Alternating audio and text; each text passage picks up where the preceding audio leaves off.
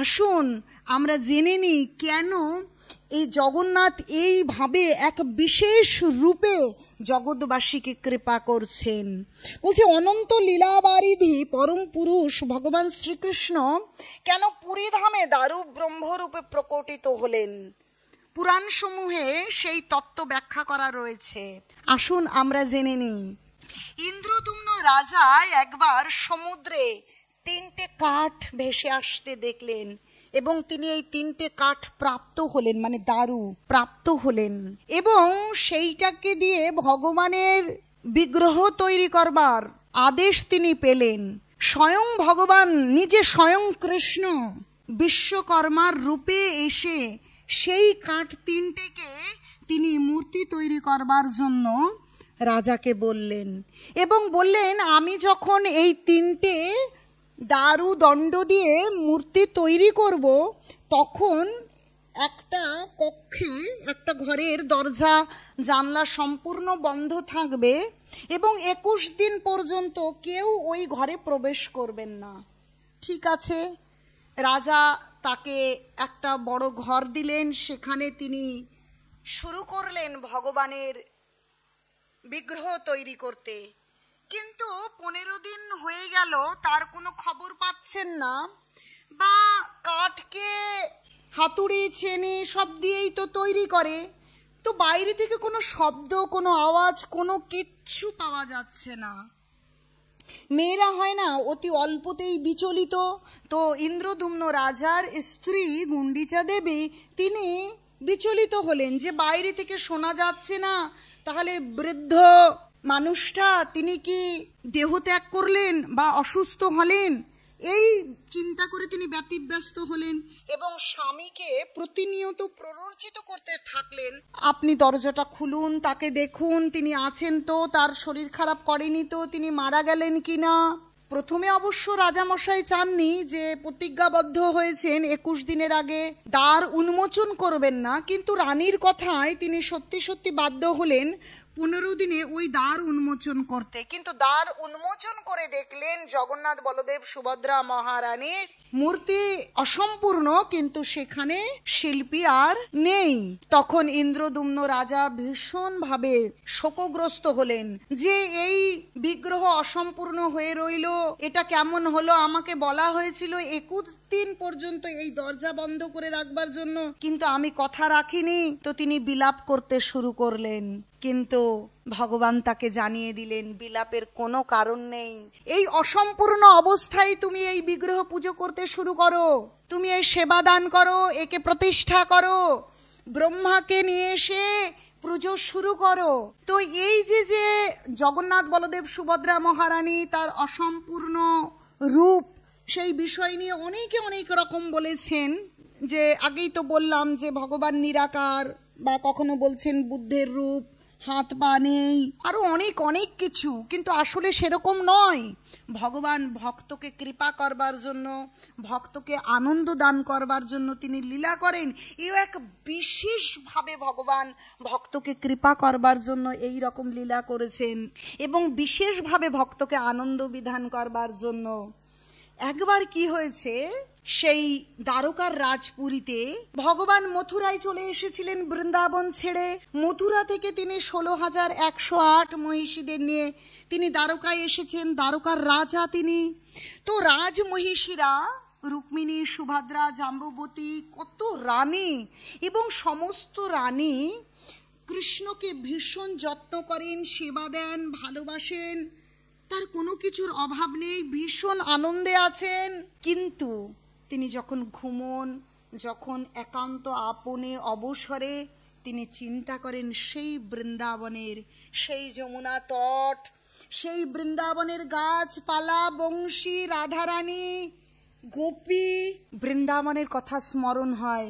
যখন তিনি ঘুমনের মাঝখানে কখনো কখনো রাধে রাধে গোপী গোপী করে ক্রন্দন করেন, কখনো চিৎকার করে ওঠেন। তো রানীরা মনে করেন আমরা এত সুন্দর করে আমাদের কৃষ্ণকে আমরা সেবা দেই, যত্ন করি, এত আন্তরিকতার সঙ্গে ভালোবাসি, কিন্তু সে কখনোই বৃন্দাবনের কথা ভুলতে পারে না। রাধে রাধে গোপী গোপী সেই বৃন্দাবনকে স্মরণ করেন। ক্রন্দন করেন এবং চিৎকার করেন, তাদের এই বৃন্দাবন সম্পর্কে কৌতূহল প্রতিনিয়ত বাড়তে থাকে। তো তারা চিন্তা করেন কি করে আমরা এই বৃন্দাবনে কি হয়েছিল, কেমন ছিল সেখানে কৃষ্ণের জীবন, যদি আমরা জানতে পারতাম, যদি আমরা জানতে পারতাম। যেমন মনের ইচ্ছে তেমনই তার কাজ। তো রোহিণী মাতাকে জিজ্ঞেস করছেন, একমাত্র রোহিণী মাতা তার সাক্ষী এবং তিনি সব জানেন বৃন্দাবনে কৃষ্ণের জীবন কেমন ছিল, তার গাভী চড়ানো, গোবৎস চড়ানো, বন্ধুদের সঙ্গে খেলাধুলো, রাধা রানীর সঙ্গে লীলাবিলাস, সমস্ত কিছু। তো রানীরা চিন্তা করেছে চলো আমরা সবাই মিলে রোহিণী মাতার কাছে প্রার্থনা করি। তো রোহিণী মাতাকে গিয়ে বলেছে, মাতা আমাদেরকে সেই বৃন্দাবন লীলা আপনি বলেন, যে বৃন্দাবন লীলাকে কৃষ্ণ এভাবে স্মরণ করেন, আমরাও সেই বৃন্দাবনের কাহিনী, কৃষ্ণের ছোটবেলা, তার সেই বৃন্দাবনের লীলা বোজ গোপিকাদের সঙ্গে সেসব শ্রবণ করতে চাই, আমরাও ধন্য হতে চাই কৃষ্ণের সেই বংশী বাদন রত সব লীলা। তো বলছে ঠিক আছে, আমি তো তোমাদেরকে শোনাবো, কিন্তু একটা বিষয় আছে, এই বৃন্দাবন লীলা যেন কৃষ্ণ এবং বলরাম না শুনতে পায়, কারণ এ এক আশ্চর্য কাহিনী, এটা যেন তারা না জানতে পারে। ঠিক আছে, এক বড় হলে মানে বড় কক্ষে রোহিণী মাতা সমস্ত রানীদের আজ তিনি শ্রবণ করাচ্ছেন কৃষ্ণের বৃন্দাবন লীলা। শ্রবণ করবার পূর্বেই সুভদ্রাকে বলছে, সুভদ্রা তুমি এই কক্ষের যে প্রবেশদ্বার সেখানে তুমি রক্ষী হিসেবে থাকো, যদি কৃষ্ণ বলরাম এসে যায় তাহলে তাদেরকে আটকে দেবে, এই কক্ষে প্রবেশ করতে দেবে না। ঠিক আছে, কারণ সেই সময় কৃষ্ণ এবং বলরাম সুধর্ম নামক সভায় তারা ব্যস্ত ছিল, তো ওরা সেখান থেকে চলে আসতে পারে, তাই তারা যাতে কক্ষে প্রবেশ করতে না পারে তাই সুভদ্রাকে রক্ষী হিসেবে রেখেছেন। রেখে রোহিণী মাতা সত্যি সত্যি সেই বৃন্দাবনের লীলা বলছেন, অপূর্ব সেই লীলা, অপূর্ব সেই কাহিনী বলছেন। বলতে বলতে তিনি নিজেও রোমাঞ্চিত হচ্ছেন এবং 16,108 গোপী ভগবানের কথা, লীলা, রাধারানীর সঙ্গে লীলা, গোপীদের সঙ্গে লীলা শ্রবণ করতে করতে তারা রোমাঞ্চিত হচ্ছে, এক দিব্য আনন্দের সমুদ্রে নিমজ্জিত হয়েছেন। সুভদ্রা কক্ষের দ্বাররক্ষী হিসেবে থেকে সে দুটো হাত দুটো বাহু তুলে সেই দ্বার আগলে বসে আছে, দাঁড়িয়ে আছেন, কিন্তু তিনিও কানটা খাড়া করে শ্রবণ করছেন। ঘরের ভেতরে রোহিণী মাতা কৃষ্ণ বলরাম গোপ গোপী সম্পর্কে সেই চিন্ময় লীলা শ্রবণ করছেন আর দিব্য আনন্দ অনুভব করছেন। কিন্তু জানেন কৃষ্ণ কখন কোথায় স্থির হয়ে থাকেন? শাস্ত্র বলছে, নাহং তিষ্ঠমি বৈকুণ্ঠে যোগিনাম হৃদয়েষু বা মদ ভক্তা যত্র গায়ন্তি তত্র তিষ্ঠমি নারদ। নারদ মুনি প্রশ্ন করছেন, আচ্ছা কৃষ্ণ, আচ্ছা ভগবান, আপনি কোথায় স্থিরভাবে থাকেন? তখন ভগবান উত্তর দিচ্ছেন, নাহং তিষ্ঠমি বৈকুণ্ঠে, আমি স্থির হয়ে বৈকুণ্ঠেই থাকি না। যোগিনাং হৃদয়েষু বা, যারা যোগী, যারা নিরাকার ব্রহ্মের উপাসনা করছেন বনে হিমালয়ে, আমি তাদের হৃদয়েও থাকি না। মদ ভক্তা যত্র গায়ন্তি, আমার ভক্ত যেখানে আমার গুণকীর্তন করেন, তত্র তিষ্ঠমি নারদ, সেখানেই আমি স্থির হয়ে অবস্থান করি। এটা তো আগেই বলে রেখেছেন। এখন এক বিরাটের মধ্যে রোহিণী মাতা তার রানীদের তার ছোটবেলার লীলা বলছেন। তো আসলে কৃষ্ণের মহিষীগণ এবং মাতা সকলেই কোনো না কোনো রসে ভগবানের ভক্ত। বলছে মদ ভক্তা যত্র গায়ন্তি, রোহিণী মাতা বাৎসল্য প্রেমে রয়েছে, তিনি ভগবানের কথা বলছেন। আর কৃষ্ণ কি সুধর্ম রাজসভায় থাকতে পারেন? তিনিও ছুটে এসেছেন, এসে দেখছেন সুভদ্রা দ্বার রক্ষে, সুভদ্রা তো প্রবেশ করতে দেবে না, তো ওই দ্বারে যেখানে দাঁড়িয়ে সুভদ্রা শ্রবণ করছে সেখানেই এক পাশে কৃষ্ণ আর এক পাশে বলরাম কানটাকে একদম খাড়া করে শান্ত হয়ে সেই লীলা শ্রবণ করছেন আর আনন্দে সাগরে নিমজ্জিত হচ্ছেন।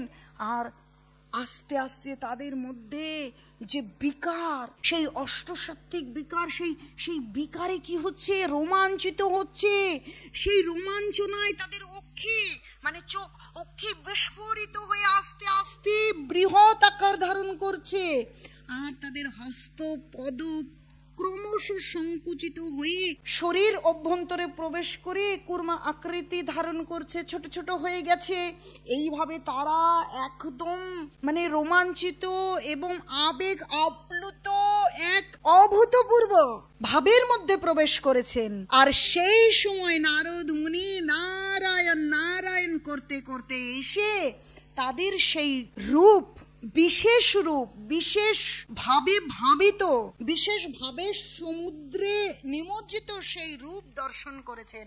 সেই অলৌকিক চিন্ময় রূপ দর্শন করে আজ নারদ মুনি ধন্যাতি ধন্য হয়েছেন এবং আনন্দ পেয়ে ভীষণ নৃত্য করছেন।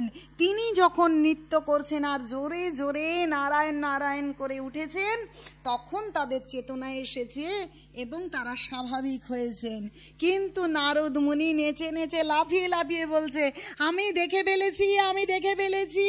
কৃষ্ণ স্বয়ং ভগবান, আমি তো সব কিছু দেখে ফেলেছি। আপনাদের এক নব্য অভিনব রূপ আমি দর্শন করেছি, যে রূপ দর্শন করে আমি আজ ভীষণ আনন্দ পাচ্ছি। তো আপনারা সেই রূপ আপনারা সংগোপন করে ফেলেছেন, কিন্তু আমি দর্শন করেছি। আপনাদের কাছে আমি কৃপা প্রার্থনা করছি, আপনারা এই রূপ বিশ্ববাসী জগৎবাসীকে দর্শন করান। আপনি প্রকটিত হন এই রূপে আর কৃপা করুন জগৎবাসীকে। বলছে ভক্ত বাঞ্ছা কল্প তরু হচ্ছেন ভগবান। ভক্ত যদি কোনো কিছু বাঞ্ছা করে তাহলে ভগবান সেই বাঞ্ছা পূরণ করেন। তিনি ভক্তের ইচ্ছেকে প্রাধান্য দেন, কারণ ভক্তই হচ্ছে তার প্রিয়। বলছে যে নারদ মুনি বিনীতভাবে প্রার্থনা করেছেন যে আপনার সেই দিব্য শুভ রূপ এই ধরণীতে কোথাও প্রকট করুন, যাতে প্রত্যেকেই আপনার এই সবচেয়ে বিশিষ্ট সর্বোত্তম মহাভাব প্রকাশ রূপ দর্শন করতে পারে। তার পরম ভক্ত নারদ মুনির অভিলাষ পূর্ণ করার জন্য ভগবান শ্রীকৃষ্ণ এই রূপ প্রকটিত করেছেন এবং এই রূপে তিনি নিত্যকাল শ্রীক্ষেত্র পুরুষোত্তম ধামে বিরাজ করছেন। চিন্তা করে দেখুন, জগৎগুরু কৃষ্ণ কৃপা শ্রীমূর্তি শ্রেলা অভয় চরণারবিন্দ ভক্তি বেদান্ত স্বামী প্রভুপাদের কৃপায় জগন্নাথের রথযাত্রা শুধু যে পুরীতে হয় বা ভারতবর্ষে নানা জায়গায় আগে থেকেই রথ হতো, ভারতবর্ষের কিছু জায়গায় প্রভুপাদের প্রচারের পূর্বে থেকেই, কিন্তু প্রভুপাদের কৃপার ফলে এই রথযাত্রা শুধু ভারতবর্ষ, বাংলাদেশ, নেপাল, ভুটান নয়, সুদূর আমেরিকা, ইংল্যান্ড, সমস্ত সারা বিশ্বের সমস্ত দেশে, এমনকি ম্লেচ্ছ দেশেও, যে দেশে ভগবান জগন্নাথ গৌরাঙ্গ মহাপ্রভুর নাম পর্যন্ত কেউ জানে না, সেই জায়গায়ও আজ প্রভুপাদের কৃপায় জগন্নাথের রথযাত্রা পালিত হয়। ম্লেচ্ছ দেশগুলোতেও রথযাত্রার দিনে স্বয়ং জগন্নাথ, বলদেব, সুভদ্রা মহারানী তারা রথে চড়ে রাস্তায় বেরিয়ে পড়েন। যারা মন্দিরে প্রবেশ করতে পারেন না, ভগবানকে বিশ্বাস করেন না, ভগবানকে জানেন না, অকাতরে সমস্ত জীবকে তিনি কৃপা করেন রাস্তায় বেরিয়ে। তাই দেখুন, যারা ম্লেচ্ছ, যারা ভগবানকে দর্শন করেন না, ভগবানের মন্দিরে প্রবেশ করবেন না, তাদেরকেও তিনি দর্শন দান করেন, তাদেরকে দর্শন দান করে কৃপা করছেন। চিন্তা করে দেখুন কত কৃপাময়, কত দয়ালু, যে আমরা নানান রকম ধর্ম সৃষ্টি করে, এই হিন্দু, মুসলিম, খ্রিস্টান, জৈন, এগুলো কোনো ধর্ম নয়, এগুলো মানুষের বানানো এক একটা সম্প্রদায়, এক একটা দল, যে দলগুলো তৈরি করে কেবল দ্বন্দ্বের সম্মুখীন হচ্ছি আমরা। কিন্তু কৃষ্ণ স্বয়ং ভগবান, তিনি সকলের কোনো বিশেষ দল বা সম্প্রদায়ের নয়, সকলের পিতা, তিনি জন্ম জন্মান্তরের পিতা, তাই তিনি সকলকে কৃপা করেন। তিনি কোনো দল বা তিনি কোনো বিভেদ করেন না, তার কাছে সকলেই তার সন্তান, জন্ম জন্মান্তরের সন্তান। তাই সকলকে তিনি কৃপা করতে চান যে যা এরা কৃপা গ্রহণ করে যেন ভগবানের ভজনা করে আবার আমার ধামে আমার কাছে ফিরে আসে, আর দিব্য ঐশ্বর্য, চিন্ময় সুখ, চিন্ময় আনন্দ লাভ করে। কারণ চিন্ময় ধাম থেকে বিতাড়িত হয়ে এরা কি করছে, সেই ধনী ঐশ্বর্যশালী সুখ স্বাচ্ছন্দ্যশীল পিতার বাড়ি থেকে রাগ করে বেরিয়ে যাওয়া পুত্র যেমন পাগলের মতন বিষণ্ণ হয়ে রাস্তায় রাস্তায় ঘুরে বেড়ায়, ক্রন্দন করে, তেমনি আমরা প্রত্যেকে ভগবানের ধাম, ভগবানের কাছ থেকে বিতাড়িত হয়েছি জড়জাগতিক কামনা বাসনার বশবর্তী হয়ে, আর প্রতি মুহূর্তে কোনো না কোনো অভাবের তাড়নায় তাড়িত হয়ে বিষণ্ণ হয়ে ক্রন্দন করছি, পাগলের মতন ঘুরে বেড়াচ্ছি, দিশা পাচ্ছি না কোথায় গেলে একটু সুখ পাবো, কোথায় গেলে শান্তি পাবো, বুঝতে পারছি না। পাগল যেমন কি বলে আর কোথায় যায় তার কোনো ঠিক থাকে না, তেমনি আমরা একটুখানি সুখ, একটুখানি শান্তি, একটুখানি নিশ্চিন্ত হবার তাগিদে কোথায় না কোথায় মানুষ ছুটে চলেছে কোনো বিচার বুদ্ধিহীন ভাবে। আর ভগবান সেই রকম বিষণ্ণ হতবুদ্ধি কিং কর্তব্য বিমূঢ় মানুষগুলোকে কৃপা করবার জন্য তিনি নিজে রাস্তায় বেরিয়েছেন, বেরোন রথযাত্রায়। তাহলে সেই কৃপাটা আমাদের গ্রহণ করা উচিত। রথযাত্রার দিন ঘরে বসে থাকা উচিত নয়। যদি কেউ রথে বসে থাকা ভগবানকে দর্শন করেন, তার জন্ম মৃত্যু জরা ব্যাধি আর থাকে না, পুনর্জন্ম হয় না। যদি কেউ রথের দড়িটা একটু টেনে এগিয়ে নিয়ে যান, আমরা বলবো রথযাত্রার মাহাত্ম্য যে ওই দিন আমরা কিভাবে পালন করব, কি করা কর্তব্য, কিভাবে আমাদের মানব জীবনকে সার্থক করব, সেই সম্বন্ধে বিস্তারিত আলোচনা করব। আসুন আপনারা সকলে, আমরা সকলে মিলে আমাদের মানব জীবনকে সার্থক করি। আমরা প্রতি মুহূর্তে ভগবানের বিভিন্ন লীলা, বিভিন্ন উৎসবে যুক্ত হই। বলে না যে অলস মস্তিষ্ক শয়তানের বাসা। আমরা যদি ভগবানের উৎসব, ভগবানের লীলা দিয়ে আমাদের জীবন, আমাদের মস্তিষ্ক, আমাদের চিন্তা ভাবনাকে পরিপূর্ণ না করি, তাহলে সেই শূন্যস্থান দখল করবে যত জড় জাগতিক কলুষতা। আর সেই জড় জাগতিক কলুষতা আমাদেরকে কেবল দুঃখের জগতে নিয়ে যাবে, আর যা প্রতি মুহূর্তে আমাদের কাঁদিয়ে কাঁদিয়ে মাথা শেষ করে দেবে, চোখ শেষ করে দেবে। এই জীবনটা থাকা সত্ত্বেও জীবন মৃত হয়ে যাব, জীবিত অবস্থায় নরক যন্ত্রণা ভোগ করব। আর যদি সেই নরক যন্ত্রণা ভোগ করতে না হয়, তাহলে আমাদেরকে ভগবানের উৎসব, ভগবানের লীলা, ভগবানের সমস্ত উৎসবে আমরা যোগদান করে আমাদের জীবনের সার্থকতা এবং সময়কে শ্রেষ্ঠত্ব দান করতে পারি, এবং সেই নরক বা দুঃখের সাগরের পরিবর্তে চিন্ময় আনন্দ অনুভব করতে পারি। আসুন আমরা সকলে মিলে সেই আনন্দের সাগরের দিকে রওনা করি। সময় এসেছে, তাই শাস্ত্র বলছে উত্তিষ্ঠিত জাগ্রত প্রাপ্য বরান নিবোধিত। আরে জেগে উঠুন, জেগে উঠুন, আর জেগে উঠে কৃষ্ণ ভাবনাময় হন। কোনো জড়জাগতিক ফাংশন নয়, কোনো সিরিয়াল বা টিভি বা কোনো জড়জাগতিক যারা শুধুমাত্র যৌনতা এবং শরীর আবেগকে দেখিয়ে টাকা রোজগার করে, যাদের নিজস্ব, যারা নিজের জীবনে তারা সন্তুষ্ট নয়, যারা কখনো প্রকৃত ধর্ম করে না, যারা মনুষ্য শরীর পেয়ে, যারা শৃঙ্খলা বিহীন পশুর মতন জীবন যাপন করছে, সেই চিড়িয়াখানায় পশু পাখি দেখার মতন তাদেরকে নিয়ে তা বা সেই সব অনুষ্ঠানে আমরা যুক্ত হয়ে আমাদের মানব জীবনের অতি মূল্যবান সময় নষ্ট না করে চলুন এবার জেগে উঠে আমরা ভগবানের নানান অনুষ্ঠান দেখুন। এসে গেছে রথযাত্রা, এসে যাবে জন্মাষ্টমী, রাধাষ্টমী, এইভাবে করে আমরা সারা বছর ভগবান কেন্দ্রিক মহান মহান উৎসবকে আয়োজন করে আমরা সেই উৎসবে যোগদান করে আনন্দের সাগরে নিমজ্জিত হতে পারি। সেই এমনি ভগবানের অনুষ্ঠান মহান, আবার আমরা আরো প্রত্যেকে বেশি বেশি মানুষ তাতে যুক্ত হয়ে তাকে আরো বেশি বিস্তৃত একটা বিস্তার লাভ করে বা একটা বিরাট আকার তৈরি করে আমরা আনন্দের সাগরে নিমজ্জিত হতে পারি। তাই আহ্বান করছি, আমি তো যাচ্ছি রথযাত্রায়, আপনারাও আসুন। শুধু যে পুরীতে যেতে হবে তা নয়, প্রভুপাদের কৃপায় সমস্ত মন্দিরে এবং সমস্ত দেশে, সমস্ত শহরে রথযাত্রা পালিত হয়। যার যেখানে, যার নিকটস্থ, প্রত্যেকের নিকটস্থ মন্দিরে আসুন আর রথযাত্রায় অংশগ্রহণ করুন, ভগবানকে দর্শন করুন, ভগবানের দড়ি ধরে টানুন এবং জীবনকে ধন্য করুন। ভগবানের রথকে দেখে যিনি ভগবানের রথের সঙ্গে না চলেন, তার জন্য শাস্ত্রে কি লিপিবদ্ধ করা রয়েছে। অনেকে আছে না, তামসা দেখে রাস্তার পাশে দাঁড়িয়ে, এই ভক্তরা এরকম দেই দেই করে নৃত্য করে, হরে কৃষ্ণ এরকম করতে করতে রথ নিয়ে যাচ্ছে, তামসা দেখছে।